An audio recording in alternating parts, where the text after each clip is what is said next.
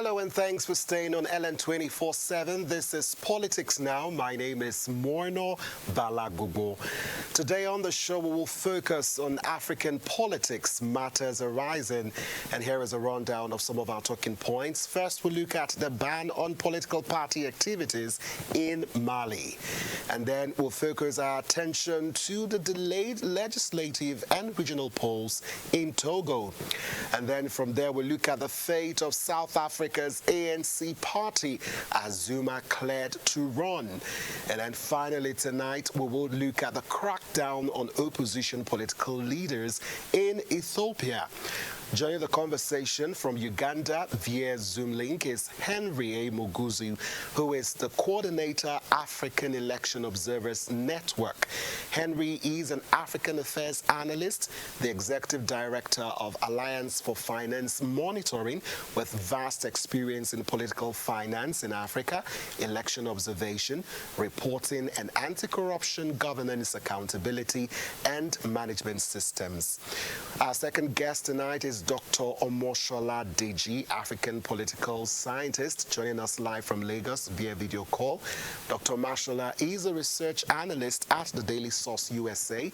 His views on hot-button African issues continue to create political awareness across diverse media platforms, and he will be joining us later on in the show. So let's go straight to the first talking point, which has to do with the ban on political party activities in Mali. Now, Malian authorities on Wednesday issued a decree banning political party activities amid calls on the ruling army junta to organize elections.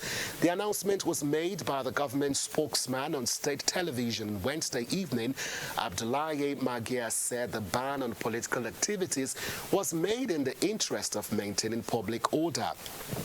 The statement did not specify any threats to public order emanating from political parties. There was no indication when the suspension would be lifted. Now, Mali has been under military rule since August 2020, and last September, the junta indicated it would renege on a promise to organize elections meant to bring back civilian rule this past February, citing technical reasons. Now, no new election promises have been made. After the March transition deadline passed without a vote, many political parties and civil society organizations reacted by demanding elections. Now, on the other hand, the United Nations has asked Mali's military junta to lift its recent ban on political activity in the West African country, saying that they are deeply concerned by the decree suspending the activities of political parties and other civic associations. And the UN said this via a statement on X, formerly known as Twitter. Now, opposition groups have also been critical of the move by the military authorities, which have been in power since 2020 coup. It has further inflamed tensions that have been growing since the junta broke its promise to hold presidential elections in February. Now, as if that is not even enough, today on, of course, Friday, we heard reports that the junta is banning the media from reporting on political activities. And of course, this is raising a lot of concerns from people all across the continent. Well, joining us today on the show is Henry Muguzi, who joins us live from Uganda. Thank you for being with us today. Thank you for having me, my brother. The pleasure is all mine. Thank you so much for being with us. You've been monitoring our political activities all across Africa. So let's get to the basic now. We're looking at political activities being banned in Mali. What's your reaction to this? When you look at the purpose for which the junta came into power, you would expect that after some time they would hand over back to democracy. But this is not looking like it is going to be the case. What's your reaction? The bigger challenge we are having in Africa today is we have not yet come to a level where we define the role of the military in our politics. We understand that the men and women in uniform are citizens, and therefore, by default, they have political inclinations. But also that when they get into power, Okay, we also understand that they have a role to play, because one of the questions you can ask that is that what should the military, which is supposed to defend the sovereignty of the country, behave like or respond like in situations where the elected leader is defiling the constitution and bastardizing the principles of democracy. And therefore, you see what we saw in Mali when the military rises to the occasion and then takes over and says, let's restore order. But the problem we are having is that power has become so sweet to the military that when they get there, then they want to stay and they don't want to return to the barracks, which is what we are seeing in Mali today. And of course, by its nature, the military is not, accustomed to politics. They are not accustomed to being criticized, and therefore they would not want to tolerate any opposing or dissenting political views, which is what we are seeing. So the ban on political activities political activities in Mali, as we are seeing, is regrettable. We have demanded now and again that the junta sets a date for the return of civilian rule. We have not seen this happening. As a matter of fact, we are doubting their commitment to the return of civilian rule. They are setting a bad example.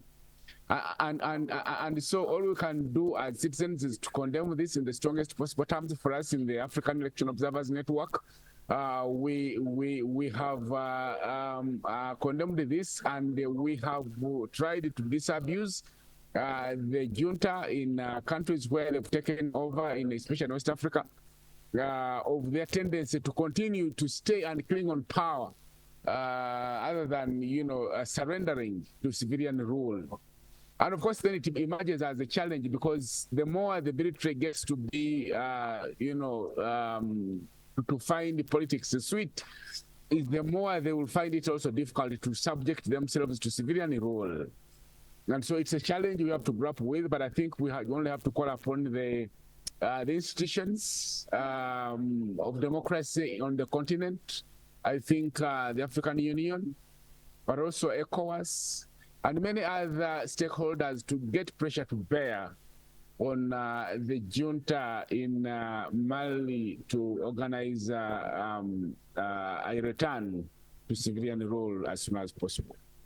All right. Now, how is democracy going to work in Mali, given that the AU and the ECOWAS, like you've mentioned, these are institutions and organizations that ought to, promote democratic activities, but they've given up, so to speak. You look at ECOWAS, the situation in Niger, they have given up because of some of the challenges they faced, initially when they said they were going to make use of force. So, given that the AU and ECOWAS seem to have given up on their efforts and earlier threats, how is this return to democracy going to happen or come about in Mali?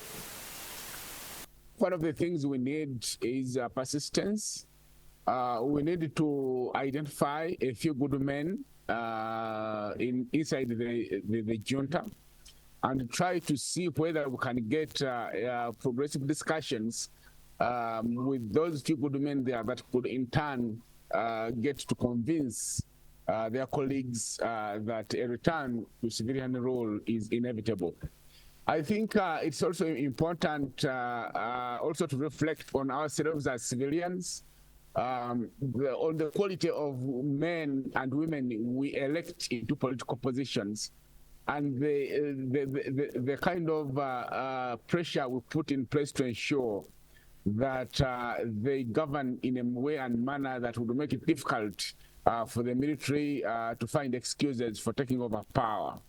So what has to happen now is persistence on the part of the citizens to continue pushing. The men and women in uniform are human beings, but also citizens. We know that they would eventually find reason return to civilian rule. It has been the case in other African countries where they actually put the uniforms off and then participate in the elections themselves.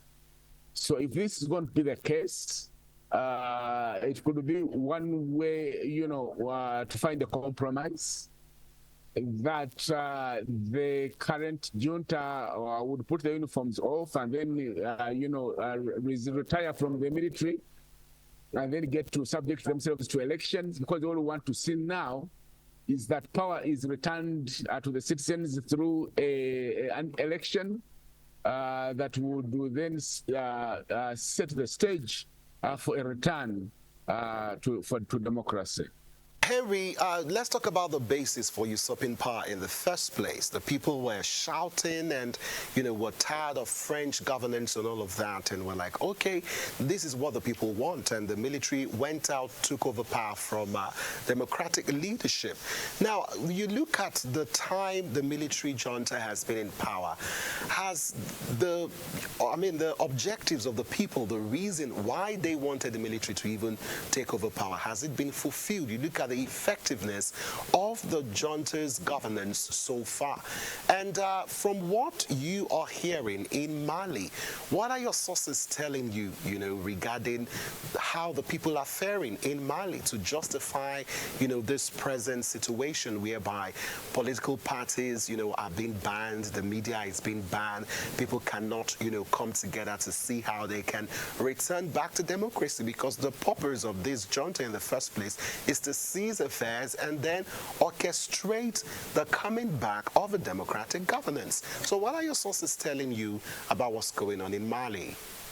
Yeah, of course, as you know, it's the betrayal that the people have seen from the democratically elected leaders failing to deliver on their promises. It's also an indictment of democracy failing to deliver the goods to the citizens, for which, because I remember the jubilation that welcomed the junta's coming after they had overthrown the elected government. Although it was ephemeral, but yes, that spoke volumes. And so what has happened now is that there are quite a number of, could be a number of citizens that may be still wishing that the military continues to fix what is fixable. But the most important, the challenge then is that the junta often do not have much experience in statecraft. And therefore, it's not possible that they can fix everything.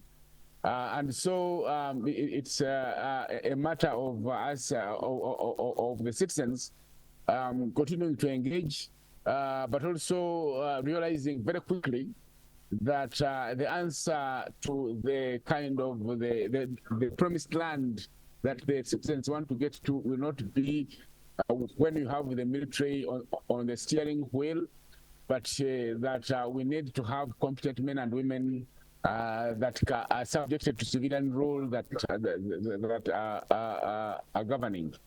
And therefore, I think it all would boil down to the expertise of the negotiators, because we need to the citizens must get on the negotiation table. This is a matter that can be solved through negotiation. It's also a matter that citizens have to be participating in. And one of the things that has to be clear is that the citizens have to rise up over and above the fear and be able to speak truth to the military, so that their interests are stated in precise and concise terms, but also that it's clear that the citizens will not be able to tolerate any promises that are not fulfilled. I was going to ask you that question regarding the role that the people in Mali, will play if they are going to experience democracy or have a comeback, talking about democracy. But if the junta, is able to crack down on the media, is able to crack down opposition forces, don't you think that the lives of people who may want to resist this junta, will be at risk? Absolutely. We may not avoid shedding blood. Innocent lives will have to be lost, because you see, the ban on the media will then call on citizenship, on the part of the owners and managers of those media institutions to say, yes, the junta is banning this, but we think that is wrong. We shall continue to provide avenues for the good thoughts that are progressive to be aired through. The opposition has to understand that in Africa, the opposition works through very, challenging context, because much of Africa is whether the person in the office of the president is a military man, or whether they are, elected through civilian means, an election. The level of autocracy and authoritarianism seem to be cutting across, because most of Africa more than a half of Africa is experiencing authoritarian tendencies, where the opposition is being edged out and squeezed, and their political space denied. And therefore, it has to take us back to how we acquired actual independence in Africa, because the colonial machine was also as ruthless as it could get. But our, grandfathers that put their lives on the line, regardless, were able to stand up to this and fight. A few of them were lost. And of course, in struggles like this one, lives will have to be lost, but that has to be considered as collateral, kind of the price we have to pay as citizens. Some have to pay with their lives, but then the bottom line is that we have to continue pushing and doing exactly what we think is right, regardless of the ruthlessness of the regimes. Now, in this generation, on this day, where we have alternative platforms such as social media, I think, for as long as there's no blackout on internet, for as long as social media platforms are still operational, I think we, the citizens, can also take refuge at social media to churn out the messages, those that are leading the progressive ideas of a return to democracy can take to social media, where many of the young people have also gained the presence to kind of do the mobilization. But we expect everyone in their right, if you are a media owner, media manager, if you are a citizen, everybody to play their role, including the private sector, to make sure that we speak in unison, the people of Mali speak in unison, and that their demands are clear, and that those demands must be relentless in the way they are presented to the junta in political office. Thank you. All right. Okay. Now, Henry, before we move on to the next talking point, do you think it will have to resort to force since the sanctions are not working? Because if the people start agitating that, okay, they are tired of the juntas, will it have to resort to force? And will it come even from, is it the African Union now or ECOWAS? Absolutely. Of course, the sanctions don't seem to be working. The sanctions that they impose on governments as a whole that do not necessarily target individuals, we've discovered that they are not quite effective. Plus also the people who are imposing the sanctions do not seem to be having a clear understanding of where actually to direct them. So normally the people that suffer most from these sanctions are the citizens, the innocent citizens, because once the blanket sanctions are slapped on a country and the economy suffers, it's the ordinary person that in the end gets to bear the brunt of the sanctions. And so they've not worked. But also the situation where the East, Russia, China have a different school of thought, it just provides an opportunity for them to engage better and get these regimes closer because as the West is slapping sanctions, China and Russia are opening their arms and saying, come on guys, we can do business here.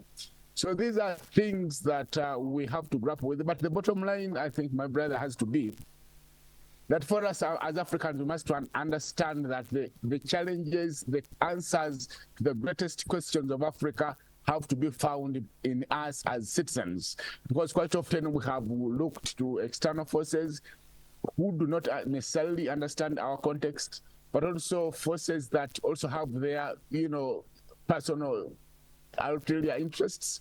So Africa needs to understand that the solutions for us lie within our hands and within our power, and it's us to rise to the occasion as a people, as citizens, to make sure that we put in place that which we think is in consonance with the value system, with aspirations and goals of us, and are also fitting within our cultural and traditional contexts.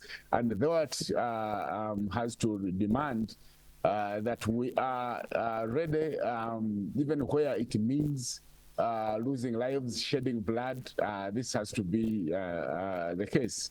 And so it has to be that often the tendency is that people know, everybody knows something has to be done, but everyone would want somebody else to do it. As long as now we get to understand that, yes, we know something has to be done, and the people to do that is me and you, and that I have often said that, you see, we are not yet the children of Africa. We are the parents of Africa, because the Africa we want is not yet born. So therefore, if we are the parents of Africa, it has to be us to dig in, and be able to deliver the Africa we want. And this is going to must necessitate loss of lives. It's going to require going through hardships, but perseverance has to be one of the things we have to look out for and keep pushing. All right, now let's move to our second talking point, Harry, and that's talking about Togo. It has rescheduled parliamentary and regional elections for April 29th after delaying the ballot over a highly contested constitutional reform. The announcement was made on Tuesday, 9th of April, after a cabinet meeting. Elections were initially scheduled on April 13th before being postponed to April 20th, and Togo's parliament voted in late March to transition the nation from a presidential to a parliamentary system. Faced with public outcry, the presidency ordered the constitutional reform back to parliament. Now, in early April, President Faure Gnassingbé met members of the Bureau of the National Assembly and urged them to take into account all contributions susceptible to enrich the Constitution. The National Assembly's Bureau therefore expressed the need for more consultations over the reform, which led to a new postponement. Now, Togo's government said a planned three-day protest this week over the arrest of the opposition figures and new legislation scrapping presidential elections was illegal, a move that heightened tensions in the West African nation that has been ruled by the same family for almost 60 years. Yes, that's right, 60 years. The Interior and Security Ministries said the protest set to begin on the 11th of April will have seriously disturbed the public order, and in a separate notice, the government also delayed parliamentary elections until the 29th of April, which is pushing the vote back just by over a week. Now, some legal experts, Henry, say the Constitution could actually restrict the power of future presidents as it introduces a one-term limit and hands over greater power to a new figure similar to the Prime Minister. But opposition fears the creation of a new role officially, the President or the Council of Ministers, could become another way for Gnassingbé to stay in power, since the individual who will hold this position will either be the leader of the party, which secures the majority during the legislative elections, or the leader of the winning coalition of parties. Now, Henry, can you help us make sense of what is going on in Togo? We saw what happened in Senegal with Macky Sall delaying the elections, and now we're seeing a pattern this time around in Togo. Thank you very much. That's quite an interesting question because Togo is another country that will have very strong concerns over as the election observers in Africa and the vanguards of democracy. Now, one of the challenges we are facing on this continent is the issue of dynasty politics. We saw that well, I live in Uganda, I am Ugandan. So the leader we have in place is trying to make sure that once he dies, it is his son that takes over. You get to see that for the leader we have in office, the configuration of his mind is that I must die in power, and once I die in power, my son takes over. But this is not an isolated incident. We saw it in Gabon. We had a dynasty of the Bongo family. We saw this we are seeing it in Togo, the dynasty, I think 60 years now, plus and still counting, with the Gnasingbe family holding on to power. We are seeing this in Rwanda. I think there was an attempt in Zimbabwe. Mnangagwa has just been told that won't happen because the military just cut short his plans. We are seeing this in Equatorial Guinea. We are seeing this in many other countries. So dynasty politics is the problem. Now, the manipulations and shenanigans that these leaders are doing, the changing of constitutions, the postponement of elections, and you saw in Senegal when Macky Sall was trying to do the same, but the people had to rise to the occasion and make it difficult for him to do so, and eventually he had to concede, and the election was conducted, and now the story is different. So what we are seeing in Togo is an attempt to do that, amend the constitution, transit from presidential system to parliamentary system. And what is the thing about parliamentary system? In my own country, Uganda, it's clear that if you have a parliamentary system, then governing becomes easier. You can literally push everything through parliament, because then parliament or the legislative assembly constitutes itself into an electoral college. When you have an electoral college, it's very easy to manipulate, because, as you know, politics in Africa is quite monetized and commercialized. The men and women who sit in the legislative councils and parliaments have a price. In my own country, it's that house that has made it possible for the president to be able to manipulate the constitution, amend, to remove term limits of the presidential term limits, and now the age limits. So I can imagine that the Togolese president, Paul Gnasingbe, is trying to do the same, to make sure that he has a group of a few men and women that can be bought and manipulated. And therefore, this is, I think, should be condemned, because it is not that he's trying to improve democracy. It is not amending the constitution, transiting from presidential to parliamentary system to improve democracy, but it is for him to entrench his stay in office. We do know that he cannot be ready to commit political suicide yet. He cannot be able to engage in a reform that would shorten his grip on power, that whatever is being done, however he has enveloped it, the ulterior motive is to entrench the dynasty of the Gnasingbe family in the presidential office. So these are things that have pushed democracy in Africa, backwards. The reason democracy in Africa is regressing, and we are experiencing all these reversals, is because of men and women of these tendencies. And I think, again, the organs of power in Africa, the power brokers, AU, ECOWAS, and many others, they should be able to rise up. But the challenge is, are they willing to rise up to speak truth to power, to one of their own? Because, they also have a club. You get to see that their level of engagement, the camaraderie that exists between these kind of makes it difficult for them to stand on the side of the citizens and push their peers to do the right thing. So it remains a challenge.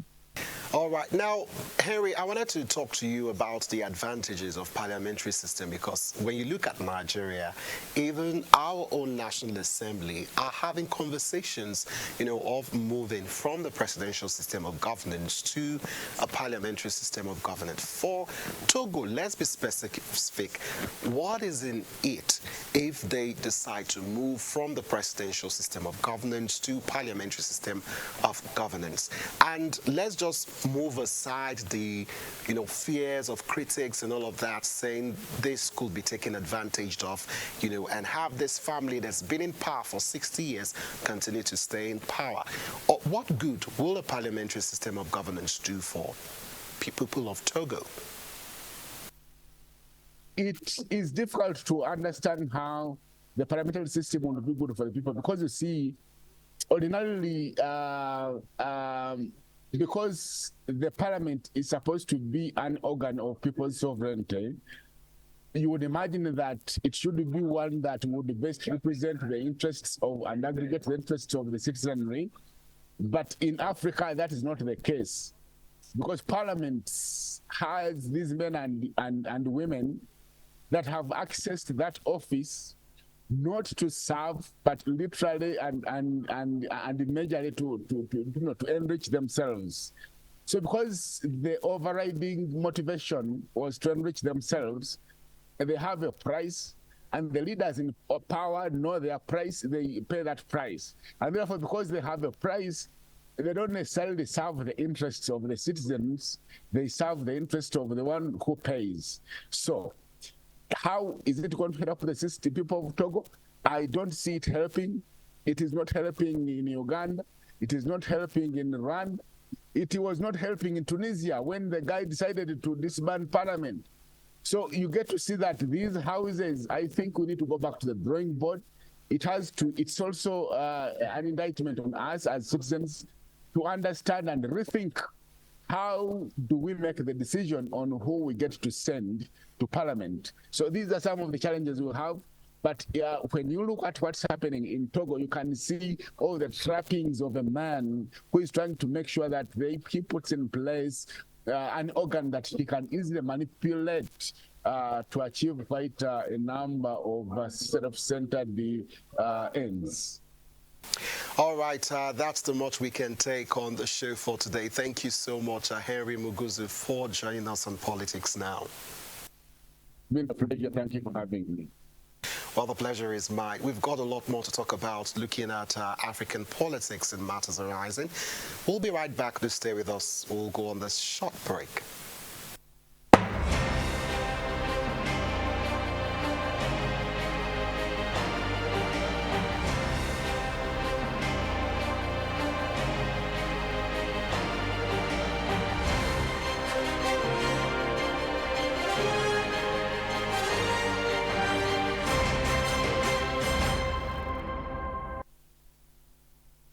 You're still watching Politics Now right here on LN 24/7. I am Balagbogbo, and we are continuing our conversation on African politics and looking at the matters that are rising. We have the rundown of our talking points. We'll just throw it up on the screen for you to see what we are talking about. First, we are looking at the ban on the activities of political parties in Mali.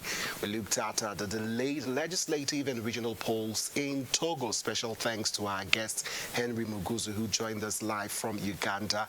But this time around, the next part of the show will focus on the fate, of Africa's ANC, as Zuma has been cleared to run. And joining us right now from Lagos, Nigeria, is Dr. Omoshola. He's a political scientist, and of course will be helping us give a lot of perspective on what's going on in South African politics. Thank you, Doctor, for being with us on the show. Okay, thanks for having me. The pleasure is mine. Now, let's just give a breakdown of what's going on in South Africa. There's a whole lot. But former President Jacob Zuma appeared at Johannesburg High Court on Thursday as a part of his private prosecution bid against President Cyril Ramaphosa. Zuma accuses his successor of failing to act against a prosecutor and a journalist whom Zuma alleges disclosed his medical records in violation of prosecution rules. Following his court appearance, Zuma addressed supporters of the newly formed Mokonto Wezizwe Party MK, which he joined last December ahead of the May 29th general elections, which is just next month. Now, since the Judicial Commission probing corruption allegations in government and state-owned companies during Zuma's tenure was launched, his criticism of the judiciary system in South Africa has only increased. Unemployment, corruption, and power cut supply are some of the major issues that top voters are concerned about. So, South Africa's Electoral Court on Tuesday ruled that the former President Jacob Zuma can run for office as a lawmaker in the upcoming election, overturning an earlier decision that had barred him from contesting in the polls.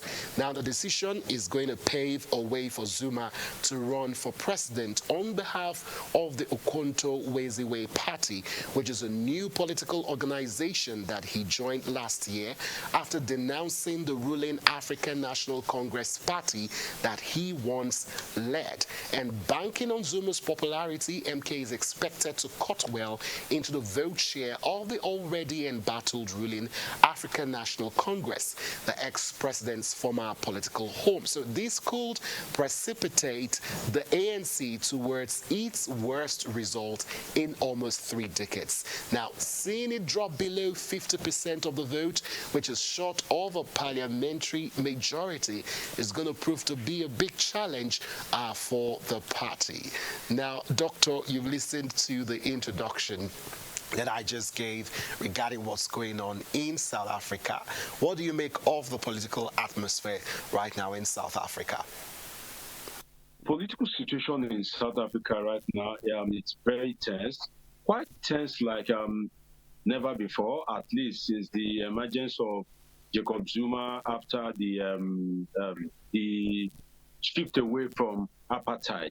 Now, we have this ANC, which is a ruling party since the days of Nelson Mandela.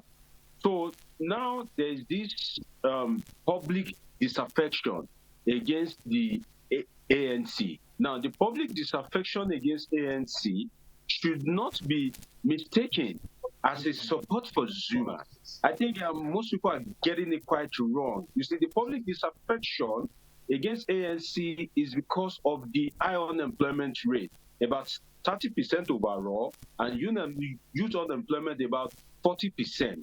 Now, there is lack of adequate water facility, especially in some area in Johannesburg,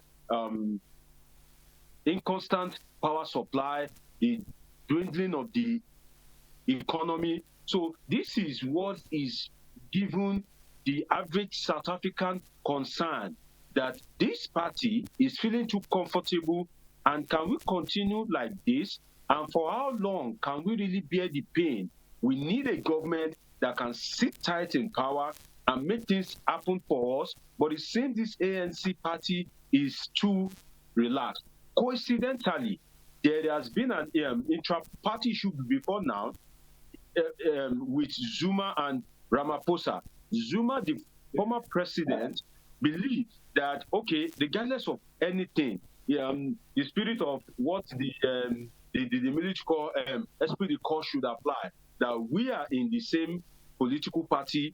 I left this, I have occupied this position before. At least justice should be tendered with mercy, just as the way we kind of have it here in Nigeria, that even if you are from the opposition party, the president will find it kind of like hard. There will be this, ethnic, religious, socio-cultural resistance into bringing you to account. But Ramaphosa has decided to go all the way to make sure that Jacob Zuma account for some of the things he did when he was president of South Africa. And this has not gone well with the Jacob Zuma camp. So this has been some of the main issues. I think for me, it's quite coincidental that, okay, the ANC has not been performing to the expectation of South Africans. It will most likely have been a different ball game if ANC as a ruling party is performing creditably well. Because what happens to Jacob Zuma? Don't forget that outside the ANC, Jacob Zuma has his own political foes. Also inside the ANC, he has his political foes. So him standing trial for corruption and all that is no new thing, because there are several ANC leaders that are standing trial for corruption in South Africa at the moment. So it's nothing new. So the thing is, if it is not too late, ANC has to find a way to work its art, to work back into the heart of the people. Then maybe things can change. But for now, if the current situation in South Africa is anything to go by, if the agitation in the country is anything to go by, coupled with the Jacob Zuma effect, which according to reports is if he can kind of like work against ANC, the party is going to lose about 13% of its vote. Now, losing 30% of a vote when your public acceptability is dwindling is a large chunk of vote. So I think this connection as regards intra and inter-party politics is a main issue for ANC. But one thing is sure, the ANC will not find it as easy as they used to find it before. And at the end of the day, if we have a Ramaphosa versus Jacob Zuma struggle in the election, it's going to be a very, very, very interesting political atmosphere in South Africa. Okay, Doctor. Now, talking about Cyril Ramaphosa, does he not have control over the ANC party? Because there are those who would want to argue that Cyril is pretty doing a good job. I mean, he's got good relations with Russia and, the countries in the BRICS. And one would have expected that alone would have been enough to convince people in their camp, that all is well in the ANC party. And much noise about Zuma, with the MK party will not even be something to worry about. But the party keeps, going and sinking, after almost 30 years of relevance since, the later Mandela, was in with the party itself. What are your thoughts? First, I beg to differ because every government has its own supporters, and most governments in Africa usually pride themselves as the best or the most performing. But the truth is, if the political economic situation of Africa at large is anything to go by, you will know that most of the presidents are underperforming. So I don't think that Ramaphosa is a super president. If we are to compare Ramaphosa with some of the achievements of the past administration, you may say, okay, well, some of these problems have been there in South Africa for long, in terms of racial discrimination, infrastructural amenities provision, and all that. But the truth is, Ramaphosa was elected for the job, and the political atmosphere is eating up. And the thing is, well, in a democracy, you need to know how to kind of like play your game, because for every politician, there are two oppositions. Whether you are president, whether you are governor, there are two oppositions, which is the inter-party opposition and the intra-party opposition. Inter-party opposition is the people of the other political party. The intra is within. So even within your political party itself, you have opposition, people that do not really subscribe to your view. And government is not formed by a single coalition, except if you've been able to rise through the ranks over the years. Then you can have a sole government. If not, you would form a government by coalition of stakeholders. And I give an example. When the circumstance that bet the emergence of Muhammadu Buhari as president in Nigeria, it's some kind of very unusual circumstance. And if you look at the structure of his government, it is apparently a coalition between his northern CPC bloc and the political family of the current president, Asiwaju Bola Ahmed Tinubu. So in ANC, you can't rule out the factors of people that are loyal to Jacob Zuma and some of his political loyalists. There are people that rose to prominence during the reign of Jacob Zuma. There are people that their real allegiance lies with Jacob Zuma. For example, when Yar'Adua in Nigeria became president, there are people who are serving in Yar'Adua's government that came to limelight during the Obasanjo administration. The Obasanjo administration handed over to Yar'Adua. So everybody might be in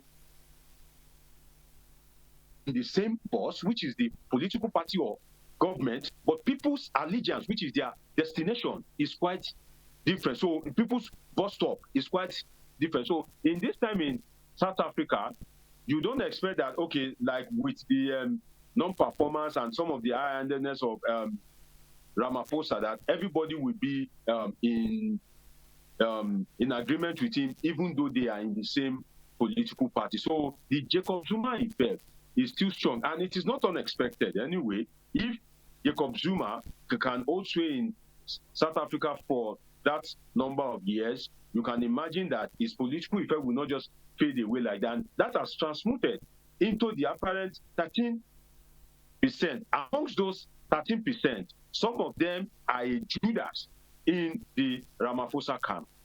Now, Dr. Omoshola, this could precipitate the ANC, talking about the crisis that they're facing, I mean, towards its worst result in 3 decades. And, you know, analysts are saying this could lead to like the voting margin, you know, for the ANC party dropping below 50% of the votes, and some will call that a disaster.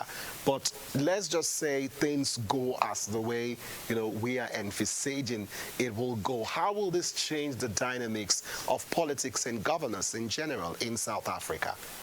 Well, it will either bring a change of government, or if the ANC narrowly wins, it will bring back a sit-tight approach on the part of government that, oh, we narrowly win power at this time, so right now we need to sit tight and look at the yearnings of the people. But that depends on the actions of these citizens.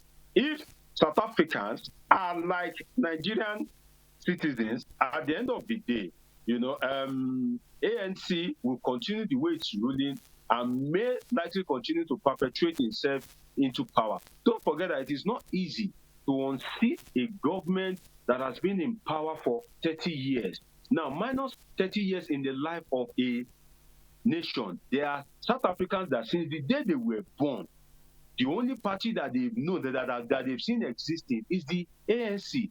Some of them now, you know, are even mothers that have children in the university, because if you give birth at the early age of maybe 14, your child, if it's 16 years, maybe in the university.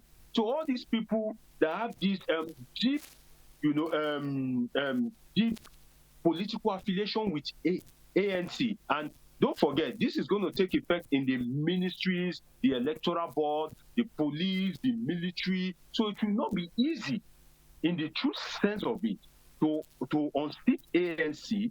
But the truth is, nothing can stop the determination of the will of the people, especially if there is coalition and there's massive campaign, you know, against ANC, and the political forces begin to align against ANC at this point in time. So it is difficult, but certainly not impossible for the ANC to be unseated. But it's not going to be a very easy ball game because of the kind of politics we play in Africa. You saw what happened recently in Senegal. It's not an easy thing to unseat a ruling government, but that does not mean that it is not possible. And again, the Senegal effect may just take place in South Africa. Okay, now, Doctor, we have to move quickly because we're almost running out of time. Our last talking point, which has to do with the crackdown, on opposition leaders in Ethiopia. You recall that Bate Ojesa 41 was an outspoken critic of the government and had been jailed on several occasions. The Oromia regional government denied that security forces were involved, but in recent years, Ethiopia has seen an increase in the killing of political and cultural figures. Mr. Bate was a senior official of the Oromo Liberation Front, one of the biggest political parties in Ethiopia. And in March, the Human Rights Watch noted the latest arrests that we've been seeing in Ethiopia means that no one is safe from arbitrary arrest and detention, and has called on Ethiopia's longtime partners to condemn the spate of wrongful detentions and to also challenge the government's growing intolerance of peaceful dissents. Just finally, before we go today on the show, what do you make of the crackdown on opposition figures in Ethiopia, using the case of Bate, who lost his life recently? Well, the killing of Bate is quite unfortunate, but for the people, like you said, it's quite easy to assume the obvious. But as a political scientist, I won't just assume the obvious. I'll look beyond the obvious to look at the dynamics of politicking, especially in Ethiopia itself.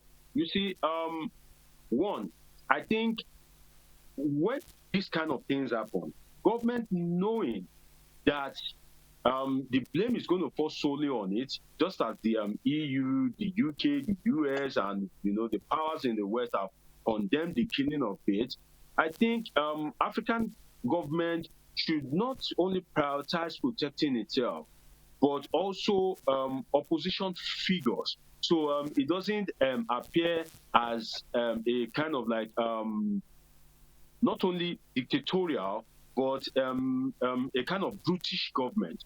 So the thing is, now, the killing of Bate might have the hand of government, but at the same time, it can also be the hand of his political allies. Now, Bate has recently been appearing the shining star, as a result of his detention and release and all that. Now, in politics, the people in the opposition, will not like you, but your rise to prominence is also hindering the shine of some of the people around you who will feel that, okay, we are all working towards achieving a goal, but this guy is kind of taking an edge and, he's kind of like rising into prominence than us. Okay, why don't we try and cut him short? So that's why I said I would look beyond the obvious, because if you look at it, I think if the government of Ethiopia is going to execute someone, execution as a government, I think it will be more sophisticated than that. There's going to be some sophistry attached to it. We've seen some political execution in North Korea. We've seen some political execution in Russia. There's this it's kind of like always appear complex. I don't think that government will go and adopt and then kill Bate, a popular opposition figure like that, and just drop him by the roadside. That's still kind of like a childish kind of assassination in code. Government can easily kind of like arrange, an accident, a bomb blast that will also involve many people, not only Bate alone, and summarily term it an accident. You see, each government across the world has their own form of silent operators, silent executors, or if you like, political machinery. Some are state actors, some are non-state actors, some are in the military, some are in the police. Some governments, even have like a kind of like secret section for that, whereby when the government is in trouble or wants to carry out an action, these are people, that do the dirty jobs for the government. And so I don't think that even if it's going to be the Ethiopian government, I don't think the Ethiopian government will be that cheap to kind of like execute him, in such, in such a manner that we kind of like raise so much eyebrow. So government kill, I don't believe there's any government that don't kill. Government kill, but they kill in a kind of like sophisticated manner that the mystery will be kind of like very difficult to unravel. That is how government kill. But the way that Beta died make me to kind of like say, okay, it may be like the government, it may be people that are playing their love you more than God approach on behalf of the government, which you can also call the sympathizers of the government, because every government has its own people that play their love you, more than God approach, or sympathizers. And at the end of the day, we can also rule out the hand of the internal workings, people around faith itself. I buttress it with an example. For example, in Lagos, Nigeria, the killing of Funsho Williams, the former gubernatorial aspirant in Lagos State. Now, it may be from the opposition party, right? It can also be from people within the PDP at that time who thinks that, okay, Funsho Williams is rising to prominence, and by our own permutation, right now it should be so person's turn. That we thought that if Funsho Williams had won in 1999 or 2003, by now, in terms of the PDP political leadership ladder, it should be person's turn. And some even in the party may think that, okay, this guy is rising to prominence but cannot win an election for us. Let us execute him. So as much as the government has to complain, that is the duty of government, to make sure that they fish out the killers of faith and bring them to justice. There has been reported that 13 people have been arrested, although their identity unknown. What the Ethiopians and the world want to see is justice, that, okay, thorough judicial process and judgment, that, okay, the killers should also, face the same fate or sentence to life imprisonment according to the wisdom of the judges itself. But the killing is definitely a bad reputation for the Ethiopian government. All right, that's the much we can take on the show today. Thank you so much, Dr. Omoshola, for joining us on Politics Now. Thanks for having me. My pleasure.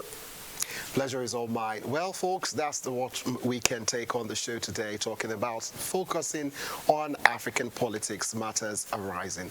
Once again, my name is Muguzi. Balagbogbo. Thank you so much for keeping the hour and staying right here on LN 24/7 for more great programming. Good day.